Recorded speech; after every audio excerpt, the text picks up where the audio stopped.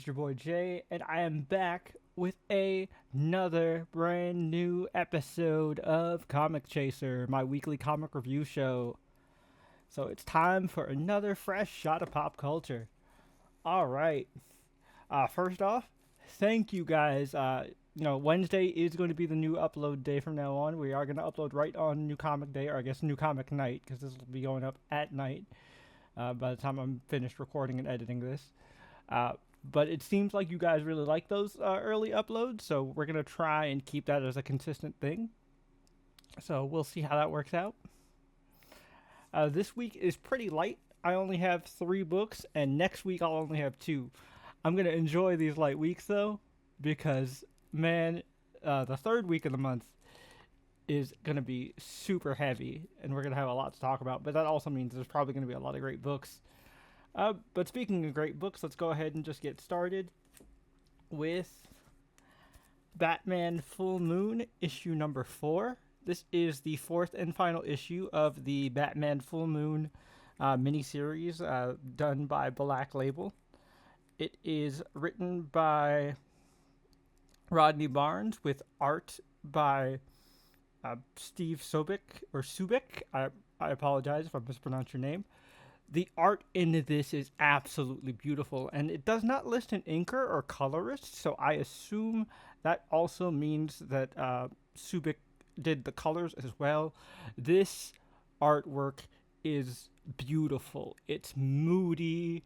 It's got that right amount of dinginess to match Gotham and all these, like, darker, like, magical locations as well. The action is really well done. I do like the character designs and the takes on the characters that Subik has come up with for Zatanna, Langstrom, Constantine, and stuff like that. Or Constantine, my bad. Sorry, my brute friends. Constantine. But yeah, this is the 4th and final issue, so this is the climactic, like, confrontation between Bruce and Christian Talbot, the werewolf that gave Bruce the Lycan's curse in the previous issue. Overall, it was really good. Again, I enjoyed the action. It just felt like kind of a classic Batman adventure. Just this time, Batman was fighting a werewolf. I had a blast with it, man. The only thing that I really have a complaint about is the ending felt a little abrupt, and well, as always, spoilers. If that wasn't obvious already, but spoilers specifically for the ending of this book.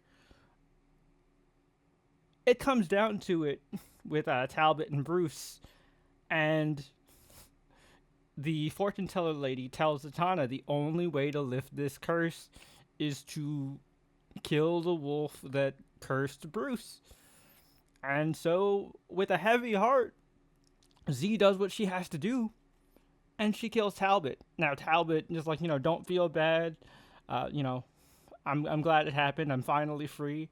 In another life, I would have hopefully been able to do good things, but I know Batman is destined to. Or, something along those lines. Cool. But, also, Bruce, when Bruce gets up, they're kind of just like, all right, well, that could have gone better, but all's well that ends well. Let's go home.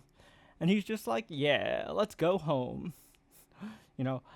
I always thought I could solve problems alone, but it looks like I have people that I can rely on, and it ends on this happy, supportive, Batman and Zatanna going out on other adventures together as a cute couple, which I love, by the way. I love that pairing. It's rarely ever used, but it's really nice when it is done. I personally like it a lot. But it just feels weird that Bruce has no qualms or questions.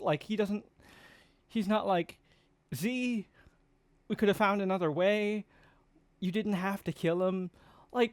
Batman is all about the no-kill rule. I don't understand why he was just like, oh, okay, problem solved, I guess. Let's go home, guys.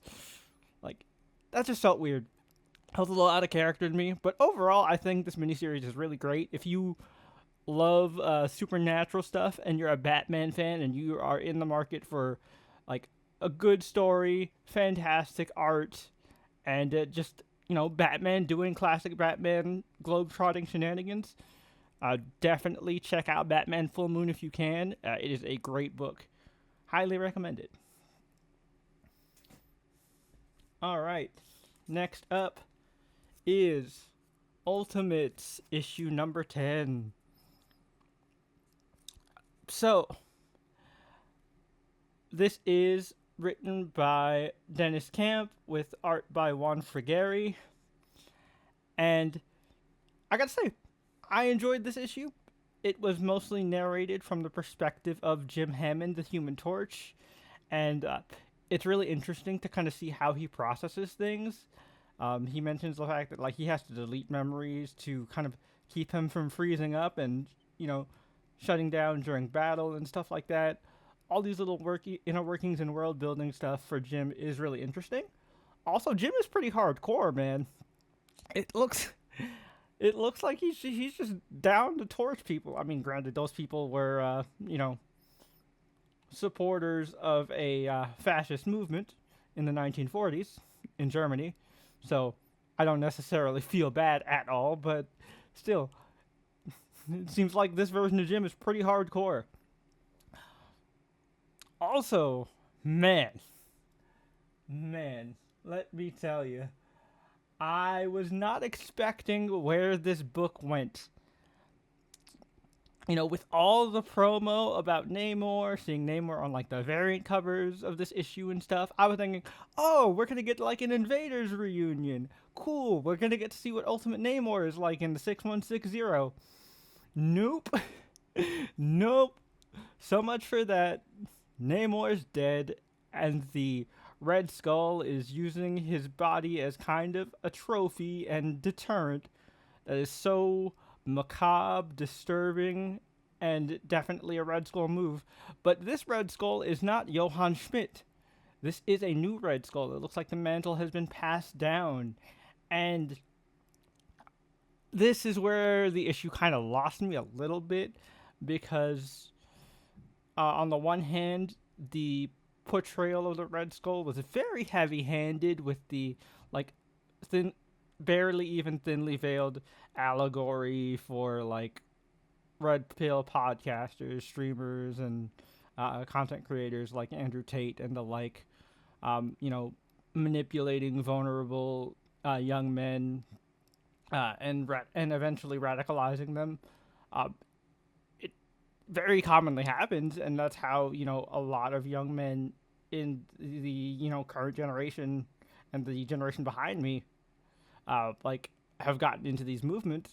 So like it's accurate, but like I don't know, it felt very heavy-handed. But man, oh man, that twist at the end.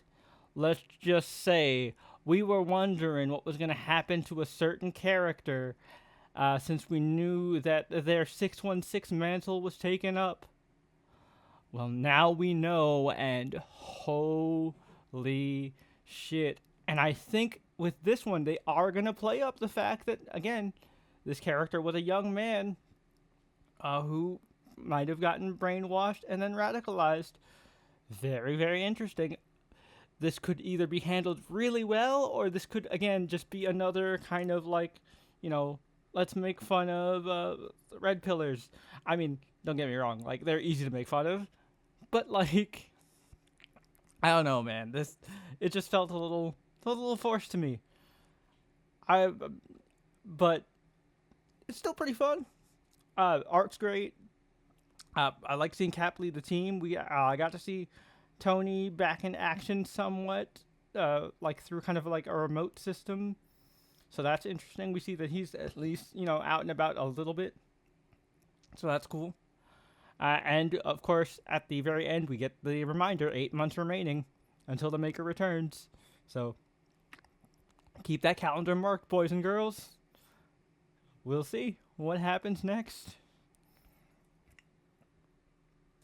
All right, last but certainly not least, we have Scarlet Witch issue number 10. This is written by Steve Orlando, and I want to say art is by Russell Dodderman, or at least the cover is by Russell Dodderman. I do not know who does the interiors. Oh, it's Kamagni. I never know how to pronounce this name. Kamagni, I want to say, but I apologize again if I mispronounce and butcher your name. This is the final arc of this volume. This series has come to a close, but do not fret, fellow Scarlet Witch fans. Feels like they're doing the same thing that they've been doing with Wanda lately, and they're kind of just rolling her into another series, continuing from this. Just like at the end of the last volume, it just rolled over into Quicksilver Scarlet Witch. Then at the end of Quicksilver Scarlet Witch, we got into this volume. The volume after this will be Vision and Scarlet Witch. I believe it's a miniseries, and it's there to celebrate the, I believe, 50th or 60th anniversary of their wedding. So, congratulations to those two. I mean, it didn't necessarily work out, but congratulations. This is the conclusion to the kind of Black Cat arc that happened in issue 9, where Black Cat tried to steal this spy cauldron from Wanda's vault, and then at the end, the big cliffhanger was Amaranth took control of some artifacts and started going rampage mode, and yeah, stuff goes down. It's pretty intense. However, like I've said before with this comic, the interesting parts with this series doesn't really come from attention of, is Wanda gonna fix this? Because Wanda's gonna fix this. Steve Orlando writes Wanda as powerful as Wanda normally should be, which is she can damn near do anything. So you don't really have to worry about the problem getting solved. The part where you're anchored in and invested is kind of the relationships and character dynamics, and that's where the real heart of the issue lies. I do like the banter between Felicia and Wanda. That is fun as well. But we get to see, the big theme of the Scarlet Witch series ever since the first volume has always been fresh starts, second chances, and after Wanda helps Amaranth, figure out her story, who she is, what her name is, and stuff like that, she offers Amaranth, I'll help heal you up, and, we can rebuild. We can, walk forward together. Take my hand. Let's, try and for this second chance. And then, I don't know, man. Amaranth was just kind of unreasonable. She was like, Wanda, you didn't trust me? And it was yeah, of course Wanda didn't trust you. You kind of just popped up with Agatha Harkness and, no offense, Amaranth, you're, a sweet girl, but Agatha is sus as hell. I would not trust anything Agatha leaves on my doorstep, much less a magical person. So, Wanda had every right to be suspicious there.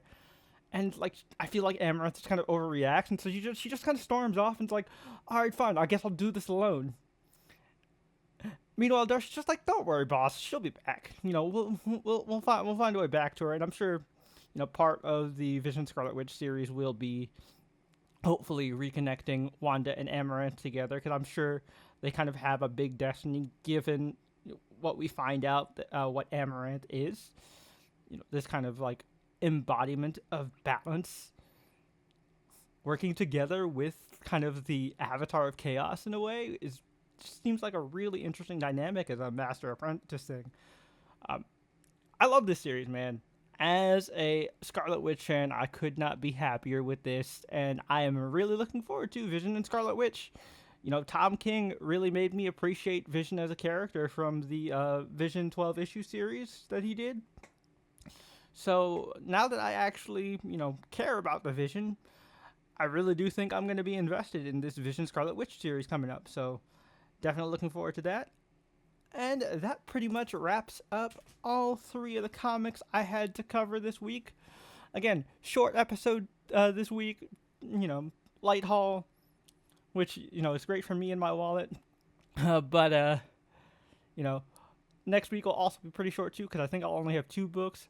But don't worry, we'll have some big hauls in the middle of the month for sure. So look forward to that. As always, don't forget to let me know what you guys read this week as well, and what you guys thought about these comics in the comments down below. And don't forget to do all the usual YouTube things. Like the video if you haven't already, and be sure to hit that subscribe button and bell icon for notifications so you never miss a new video. That could be new episodes of the podcast, new episodes of Comic Chaser, of course, and anything else we decide to cook up for you here on the Channel Chasers Podcast official YouTube channel. I have been your host, Jay, and I'll catch you guys later with another shot of pop culture. I'll be sure to bring the Comic Chaser. Peace!